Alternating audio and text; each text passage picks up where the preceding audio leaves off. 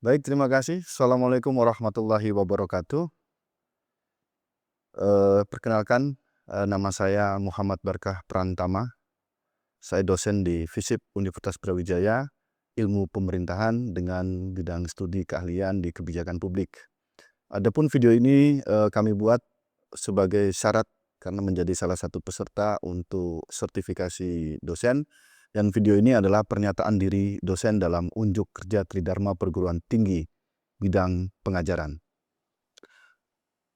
Baik, di sini pada mata kuliah ini kami tentu harus menyampaikan rencana pembelajaran, di mana di dalamnya akan memuat akan bagaimana mata kuliah ini disampaikan, lalu bagaimana proses penilaian, dan apa yang menjadi bahan ajar yang utama dan pendukung. Adapun pada mata kuliah ini, kami menyampaikan beberapa pokok bahasan. Pada mata kuliah yang kami ampuh, yaitu kebijakan publik, kami akan memberikan banyak hal tentang kebijakan publik itu sendiri, mulai dari sejarah kebijakan publik, kerangka kebijakan publik, model kebijakan publik, hingga pendekatan kebijakan publik. Apakah hanya sampai di situ? Tidak, karena kebijakan publik tanpa bicara aktor itu tidak mungkin. Maka kita mulai masuk pada aktor kebijakan, kemudian problematika dalam kebijakan, lalu berikutnya kita masuk pada kebijakan publik di berbagai negara sebagai bahan perbandingan, karena membandingkan dalam konteks pengetahuan itu akan lebih mudah mendapatkan pemahaman. Lalu kita mulai memahami tahapan kebijakan publik dimulai dari analisis, formulasi, implementasi, evaluasi, dan dampak kebijakan publik itu sendiri. Lalu kemudian yang terakhir, kita juga akan melihat bagaimana mengcapture kebijakan publik di Indonesia. Deskripsi singkat mata kuliah ini adalah dirancang untuk memahami pengantar kebijakan publik dan teori kebijakan publik, meliputi formulasi kebijakan, implementasi kebijakan, dan evaluasi kebijakan publik. Adapun capaian pembelajaran lulusan, jadi perlu kami berikan sebuah pernyataan bahwa CPL ini dirumuskan berdasarkan learning outcome. Learning outcome di program studi ilmu pemerintahan ada 3, yang salah satunya itu adalah membentuk atau memberikan, menelurkan, menghasilkan sarjana dengan spek seorang birokrat atau teknokrat. Nah, dari CPL, dari learning outcome itu kita kemudian menurunkan ke dalam beberapa CPL. Dalam mata kuliah ini, CPL 3 itu diharapkan mahasiswa mampu memahami teori, konsep, dan metodologi dalam ilmu pemerintahan secara akurat. Lalu capaian pembelajaran pada mata kuliah ini setelah kita turunkan dari CPL, kita masuk kepada CPMK. CPMK 1, mahasiswa mampu memahami teori kebijakan publik. Kemudian mahasiswa mampu memahami formulasi kebijakan publik. Lalu mahasiswa mampu memahami implementasi kebijakan publik dalam CPMK 3. Dan CPMK 4, mahasiswa mampu memahami evaluasi kebijakan publik. Karena mata kuliah ini adalah mata kuliah pengantar, maka level pengetahuannya ada sampai pada pemahaman. Lalu metode pembelajarannya adalah tentu di dalam kurikulum output based education, kami juga harus punya metode yang bisa kompatibel dengan kurikulum tersebut. Pertama, ada kuliah interaktif dan diskusi kelompok. Kedua, ada collaborative learning. Kemudian ketiga, ada case based method. Dan yang keempat, ada studi kasus. Dari 4 metode pembelajaran ini, saudara, yang bisa kami berikan pemahaman bahwa kuliah interaktif dan diskusi kelompok ini dimaksudkan untuk mengukur kemampuan pemahaman masing-masing individu sebagaimana di dalam kurikulum OBE yang dipersyaratkan. Ini membantu kami untuk kemudian menilai, mengukur, termasuk di dalam bagaimana case-based method itu bisa dipraktekkan atau disampaikan oleh mahasiswa dalam perkuliahan yang bersifat kolaboratif. Dan tentu semua harus berdasarkan evidence-nya adalah studi kasus. Studi kasus ini pada kasus kebijakan, karena mata kuliah pengantar, di berbagai lini sangat banyak contohnya, sehingga ini akan memudahkan mahasiswa.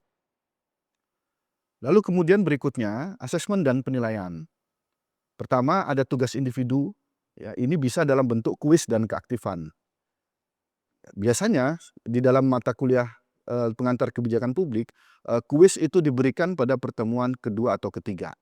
Setelah mendapatkan pemahaman awal sebagai pengantar, biasanya dosen memberikan kuis dalam bentuk beberapa pertanyaan yang harus dijawab, bisa dengan tertulis, bisa dengan lisan di kelas. Kemudian ada tugas kelompok.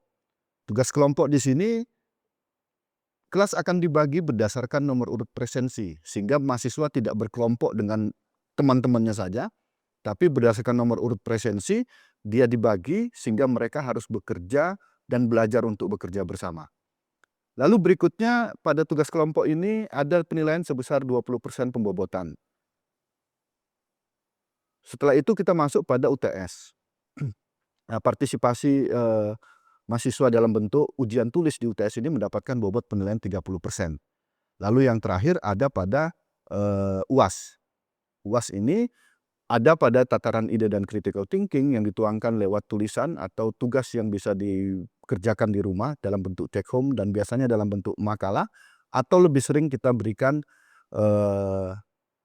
tugas atau penugasan itu membuat sebuah makalah tentang ide dan critical thinking di dalam kebijakan publik. Dan itu pembobotannya adalah 30%. Dan materi pada perkuliahan ini tentu menggunakan referensi. Referensi-referensi yang digunakan ada Anderson, ada Rames and Howlett, ada kemudian juga bukunya Thomas R. Dye 1974.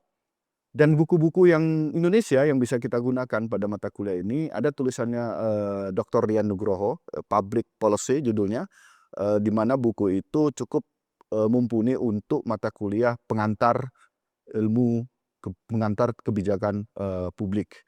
Itu yang bisa kami sampaikan dalam video pernyataan diri dosen dalam unjuk kerja Tridharma Perguruan Tinggi bidang pengajaran. Terima kasih. Assalamualaikum warahmatullahi wabarakatuh. Baik, terima kasih. Assalamualaikum warahmatullahi wabarakatuh. Bismillahirrahmanirrahim. Rabbi shrah li sadri wa yassir li amri wahlul 'uqdatam min lisani yafqahu qawli. Selamat siang dan salam sejahtera bagi kita semua. Terima kasih sudah hadir ke dalam kelas ini. Untuk rekan-rekan semua, kita hari ini mulai masuk pada materi perkuliahan kita tentang pengantar kebijakan publik. Saudara-saudara, kita sudah sering mendengar istilah soal kebijakan publik. Bahkan yang seringkali membuat gaduh Republik ini, itu tidak jauh-jauh dari kebijakan publik. Di era modern seperti sekarang, di mana arus teknologi dan informasi yang berkembang begitu pesat, kita seringkali menemukan perdebatan di jagat maya, diskusi-diskusi di ruang-ruang publik tentang kebijakan publik. Sebenarnya apa yang Anda pahami soal kebijakan publik? Karena setiap hari Anda mendengar istilah itu. Apa yang Anda pahami soal kebijakan publik? Barang apa kebijakan publik itu? Kalau dia makhluk, wujudnya seperti apa? Kenapa dia begitu penting untuk didiskusikan? Kenapa dia begitu sering dibicarakan? Silakan kalau Anda ingin punya pendapat atau Anda punya gambaran. Sebelum kita masuk pada materi, apa itu kebijakan publik? Di dalam era negara yang demokratis, saudara-saudara, kita tidak mungkin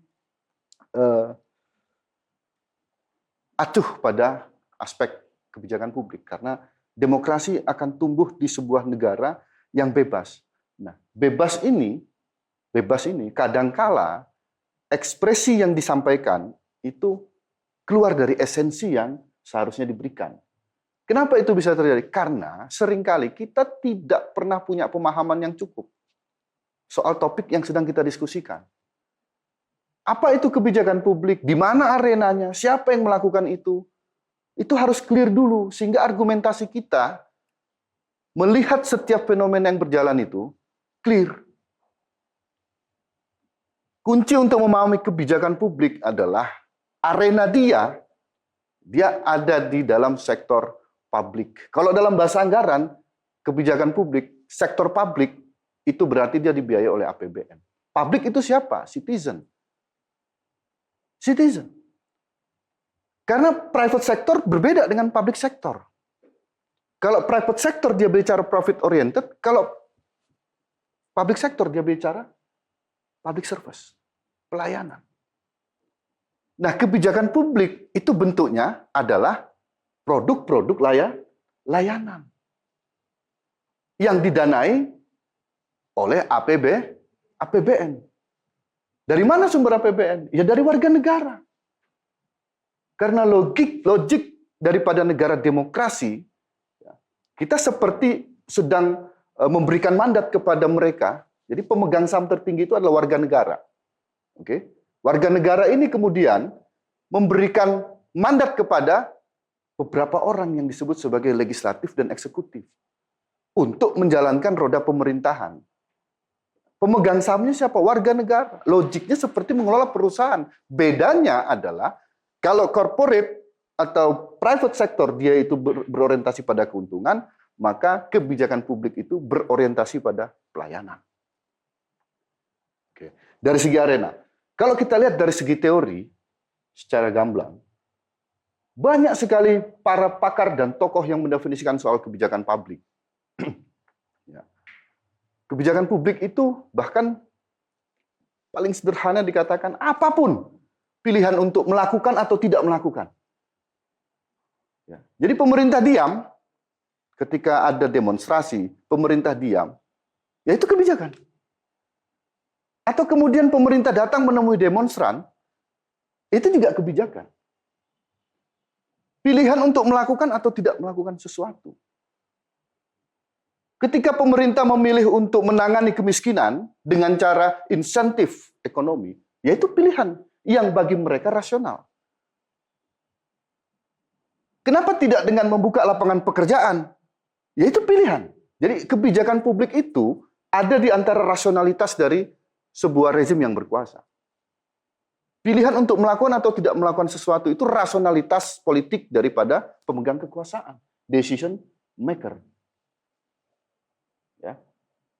Nah, sampai di sini saya kira kita punya pemahaman yang mulai sedikit masuk pada kebijakan publik. Kalau kita melihat beberapa pendapat ya, ada yang bicara tentang pilihan untuk melakukan atau tidak melakukan, berarti aktornya adalah eksekutif. Oke. Tapi kalau kita melihat pada pendapat Friedrich, dia merupakan serangkaian tindakan yang diusulkan oleh seseorang, sekelompok orang. Jadi posisi birokrasi di sini dalam pandangan Friedrich itu adalah memproduksi apa yang diinginkan oleh publik. Nah, maka berkembanglah teori soal pressure group, kelompok kepentingan, interest group dalam teori kebijakan publik. Berkembanglah model di dalam perumusan kebijakan publik. Ada model rasional komprehensif, ada model incrementalist policy, ada model garbage theory. Rasional komprehensif ini model yang dikembangkan di negara-negara maju. Artinya kebijakan publik itu berfungsi untuk memproyeksi sesuatu yang akan terjadi, cipta kondisi 5, 10, 15, bahkan 100 tahun ke depan. Nah, sedangkan incrementalist policy itu adalah model perumusan kebijakan yang reaktif, tambal sulam. Hari ini BBM naik, hari ini kita cari solusinya. Hari ini beras langka, hari ini kita cari solusinya. Kalau di model incremental, kelangkaan yang terjadi hari ini itu sudah dihitung 10 tahun yang lalu, bahkan 20 tahun yang lalu. Kenaikan yang akan terjadi pada sektor migas pada hari ini, itu sudah diperhitungkan 20 tahun yang lalu. Nah, kenapa incrementalist policy lebih banyak digunakan di negara berkembang? Atau model yang ketiga, model tong sampah. Artinya ya kadang-kadang dia merencanakan, kadang-kadang dia reaktif. Dia mengcombine itu. Ada waktunya dia reaktif, ada waktunya dia strategis jangka panjang. Lalu kita ada di mana? Kan itu persoalannya. Kita memahami teorinya Friedrich ini akan dapat sebuah esensi bahwa kebijakan itu menurut Friedrich ya, itu harus berangkat dari usulan. Oke. Sedangkan menurut Erdai, kebijakan itu pilihan untuk melakukan atau tidak. Kamu mau mengusulkan, kalau saya tidak mau ya tidak bisa. Paham ya perbedaannya? Jadi arena kalau kita bicara di Erdai itu ada pada eksekutif, itu ada pada decision maker. Sedangkan kalau kita bicara pada Fredrik, dia lebih bicara sistem demokrasinya. Usulan. Mau orang, mau sekelompok orang. Itu kalau kita bicara pendapat beberapa pakar. Kalau kita melihat pada pendapat Jenkins, yang ketiga, serangkaian keputusan yang berkaitan yang diambil oleh seorang aktor politik atau sekelompok aktor politik. Dia katakan serangkaian keputusan. Maka nanti pada slide berikutnya atau pada pertemuan berikutnya, kita akan mulai membedakan tuh. Apa sih bedanya kebijakan dengan keputusan? Karena itu sering kita gunakan. Kita sering menyebut, ini keputusan saya. Lalu pemerintah sering menyebut, ini kebijakan kita. Ini kebijakan. Lalu apa bedanya antara kebijakan dan keputusan? Apa bedanya kebijakan dengan kebijaksanaan? Policy, wisdom. Dari bahasa sudah berbeda nih. Decision, policy. Beda. Keputusan dengan kebijakan berbeda. Kebijakan dengan kebijaksanaan berbeda. Oke. Sebelum kita membahas keputusan dan kebijakan, saya ingin Anda memahami dulu apa beda kebijakan dan kebijaksanaan. Ada yang bisa membantu saya untuk membedakan? Silakan. Anda setiap hari kan aktivitasnya di situ. Nggak bijak Anda ini. Wah, ini pejabatnya ini nggak bijak. Anda sering mengatakan itu kan? Apa sih bedanya kebijakan dan kebijaksanaan? Apa sih bedanya policy dan wisdom? Ayo Mbak, Mas, silakan. Apa perbedaannya? Ya. Kebijakan mungkin lebih pada produk, tapi kalau kebijaksanaan lebih pada sifat. Kebijaksanaan sifat. Kebijakan produk. Hampir mendekati. Ada yang lain? Kebijakan produk, ya silakan. Kalau kebijakan mungkin hampir sama tadi, serangkaian program ataupun tindakan yang diambil, dan kebijaksanaan itu bisa jadi adalah bagian dari pengambilan keputusan untuk bisa menjadi kebijakan. Oke. Hampir dekat ya? Oke. Maka saya ingin memberikan contoh untuk Anda yang Anda akan memahami secara utuh apa itu kebijakan dan apa itu kebijaksanaan. Oke. Ketika ada seseorang yang melanggar sebuah peraturan lalu lintas, sebut saja misalkan Mas Anas ya. Mas Anas ini dia tinggal di sekitar kampus kita ini ya, di Dinoyo. Rumah dia di dekat sini, di depannya rumah itu ada pos polisi, lalu sekolah adiknya itu ada di belakang pos polisi. Oke. Karena sekolahnya dekat dan kelihatan, Mas Anas ngantar adiknya pagi-pagi naik sepeda motor tanpa helm.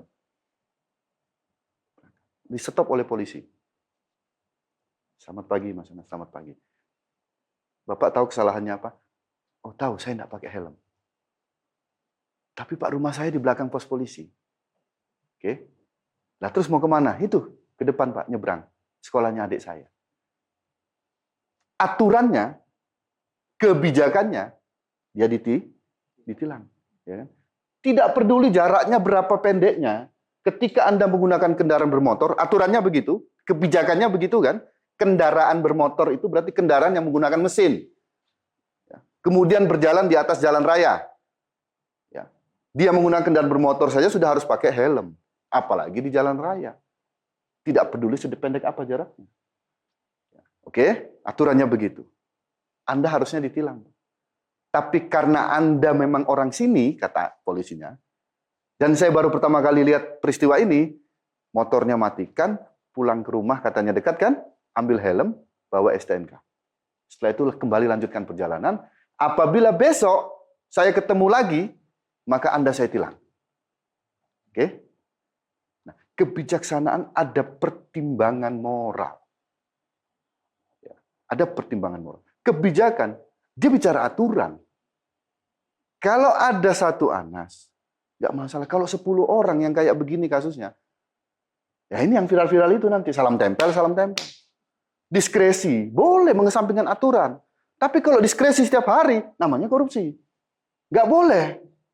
Ya, kita harus paham itu, perbedaan antara kebijakan dan kebijaksanaan.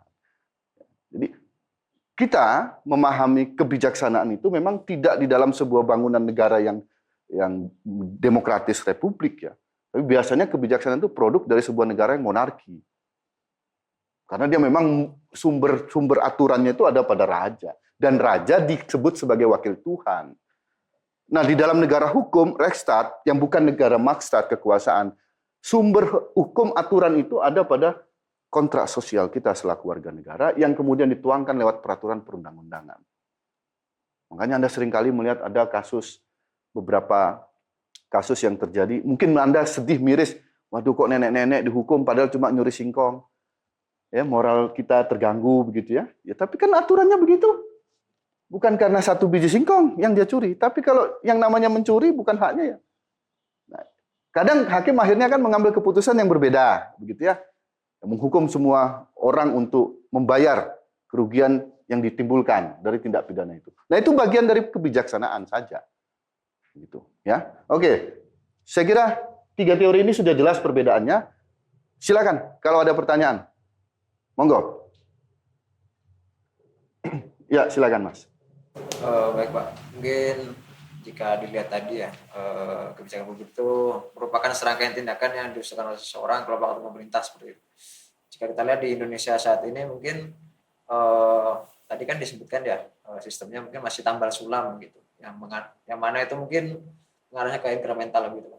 Jika begitu, apakah kebijakan model inkremental ini tidak bisa membawa Indonesia itu untuk bisa menjadi negara yang maju gitu? Oke. Sistemnya masih tambal sulam. Oke. Pertanyaan bagus. Kalau Anda bertanya soal model inkremental ini tidak bisa membawa, itu juga kurang tepat sebenarnya. Model itu kan bukan untuk dipertentangkan. Ini kan soal bagaimana kita mencapai tujuan. Kalau kita menghabiskan banyak waktu untuk menambal sulam tanpa ada rekayasa sosial yang kita desain jangka panjang, resikonya adalah kita menghabiskan banyak waktu dan tenaga untuk menyelesaikan persoalan kita hari ini. Bukan untuk mendesain bagaimana kita menyelesaikan persoalan di masa depan. Pilihannya di situ, Mas. Untuk membangun data, untuk membangun sebuah perencanaan yang holistik, itu memang butuh biaya yang besar.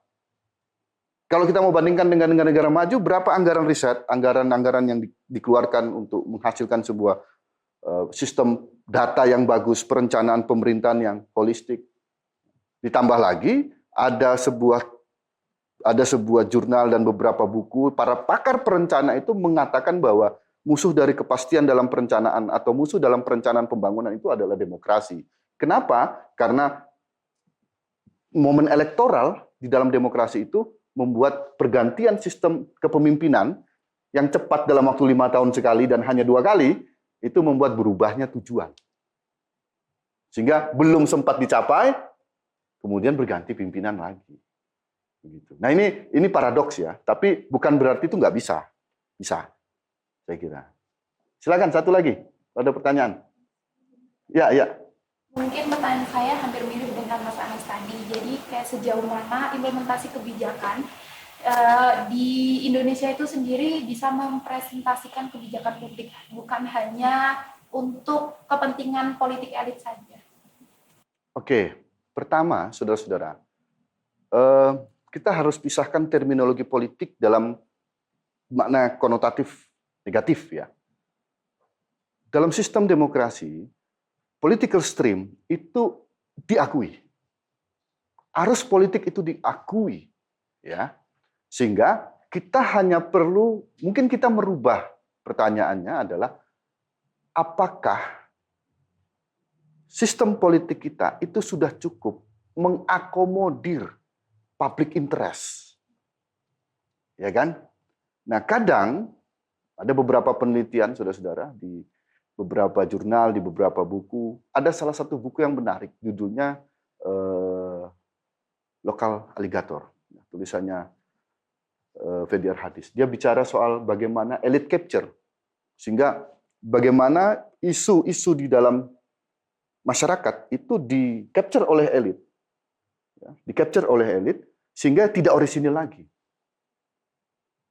Sehingga suara, kalau demokrasi itu vox populi, vox dei, suara rakyat, suara Tuhan. Tapi faktanya, rakyat ini dikooptasi suaranya oleh elit. Satu.